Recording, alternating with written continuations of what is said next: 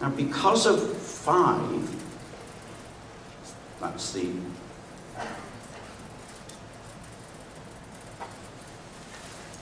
because he's in this situation, but he doesn't believe that there's moral fact.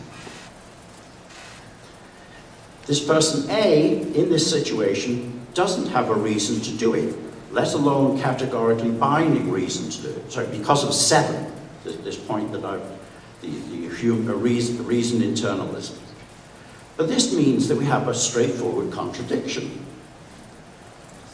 Not both 6 and 8 can be true. 8 says that he doesn't have a reason. 6 says that he does. So Greg's view is incoherent if internalism is correct. And most philosophers accept some sort of internalism. So if you put internalism together with diversity, and one last thing I'll mention in a minute, then Greg has real problems. That doesn't mean to say there aren't some things that are evil. I've said that there are things that are evil. The third thing is this projection thing. It's a human propensity, if you find something disgusting, to think that the disgustingness is in the world. You smear the disgustingness on the world. If you think that something's beautiful, you smear the beauty on the world. But the reality, of course, is that with both disgusting things and beautiful things, there is nothing in the world that's beautiful or disgusting. Instead, what there is are things in the world that have the capacity to create in you a feeling of disgust, in the case of disgustingness, and a feeling of pleasure in the case of beauty. You project this disgustingness onto the world and think that it's there. But it's not actually there. It's something that you have smeared on the world.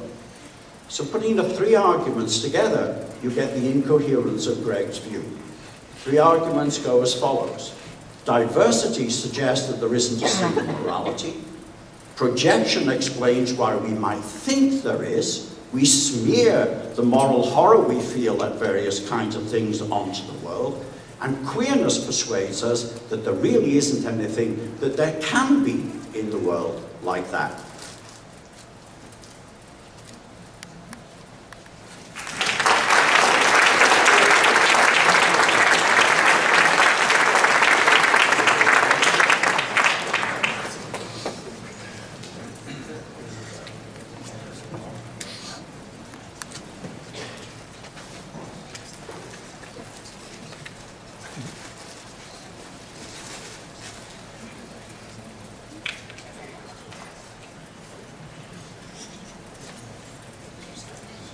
Before we move on to the closing remarks from both speakers, I'd just like to let everyone in the audience know that there's a survey being handed out. So if you'd like to fill that out, feel free. I'd like to welcome once again Greg to make his closing remarks. Thank you.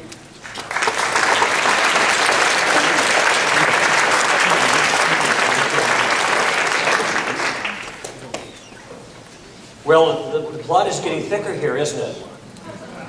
Because now there's not just no morality in the objective sense, there's no beauty either. That what you think is beautiful or ugly is just a projection. As I understood it, this was a central part of the 3-part argument against my view. Let me ask you a question, ladies and gentlemen. What reason do we have to believe that when we see something that we think is beautiful, we are just projecting?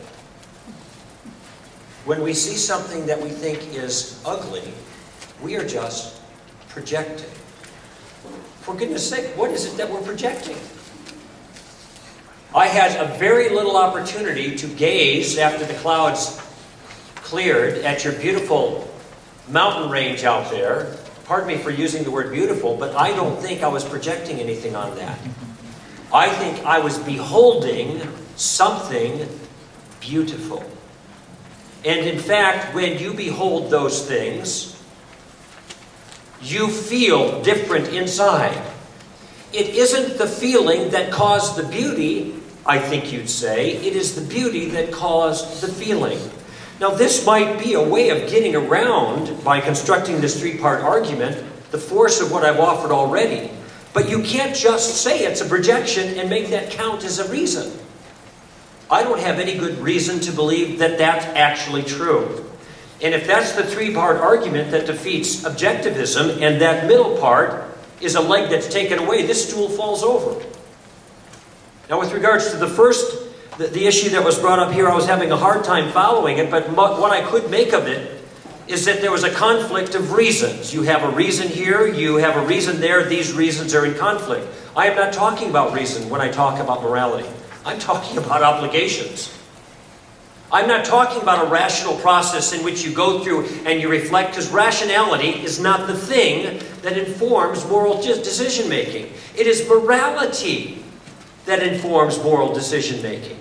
And for goodness sake, if there can be objective rationality, which is the foundation of a discussion like that, I don't see why there can't be objective morality just as well. We see it in the same fashion. Basically, again, to clarify and to simplify, there are only two basic views. Either moral truths exist or they don't. And I don't think that it's legitimate, as I pointed out, that you can deny their existence simply by noting differences of opinion. This is a non-starter. Just because there are differences doesn't mean there are no right answers, which the professor agreed to. If that isn't necessarily so, then it is not a legitimate first premise to a three-part argument. So the first part of that fails as well. Both legs are gone. Could I see that number again? Was that 6 more minutes? Thank you very much. I have simply argued that moral truths do exist. I have given 3 pieces of evidence. I've asked you to gaze upon those pieces of evidence and tell me what, or not even tell, just reflect on what you think about them. Intolerance is a vice, an objective wrong, Matthew Shepard. And that evil exists in the world, it's a real thing. And I gave the example of genocide and the Cambodian Holocaust and the terrible, brutal murder of little 14-year-old Emmett Till. And I invited you to make your own decisions. By the way, if there is merit to any one of my illustrations, if I can just demonstrate that there is one thing that is objectively evil, or one thing that is objectively true, then relativism of the sort that I'm discussing, which is the only alternative to objectivism, then relativism is false. And maybe I'm wrong. That's entirely possible. If you think that Mr. Kokel has not made his case, you agree with Professor John Baker, then you'll be saying it's not clear to you that brutally beating a young man just because he's gay is evil in itself. That's objectivism. You'll be saying that it's not clear to you that there is real evil in the world, and so you wouldn't be inclined to raise that objection against the existence of God, because the evil that you're objecting to is just simply a social construct. What your group has decided to do to promote human flourishing. You'll be saying that it's not clear that acts of bravery and self-sacrifice on behalf of others are really good things. They're just stuff. And I think you know better. If I'm mistaken on this, we're going to have to face the music that these things I just described are not really wrong. They're not genuinely evil. We can't use the argument of evil against the existence of God, not in good conscience. Because what Osama bin Laden or Saddam Hussein or Adolf Hitler or George Bush, choose your poison. What they did aren't bad, it's just stuff. And what Mother Teresa did wasn't good, it just maybe conformed to a localized ethic of a community that you belong to, but nothing more than that. We have to bite the bullet and admit that there's nothing particularly special about courage or self-sacrifice or heroism. Now, friends, what kind of world would it be if relativism were true? It would be a world in which nothing is ultimately wrong, in which nothing is ultimately worthy of praise or worthy of blame, in which there is ultimately no moral accountability, because the systems that John Baker described here have no other accountability. It's just to themselves. And it would be a world in which all of those distinctions would be lost in a twilight of moral nothingness. But this is not the kind of world that we encounter every day. I think deep down inside we know that moral relativism is false. When I was at Berkeley lecturing there on this very issue, I pointed out not only do people know relativism is false, but this also tells them something about the human condition. Because they know, I knew something true about every person in that audience at the time, the same thing I know about you. And that is that all of us struggle with a bad self-image. Every one of us. That includes me.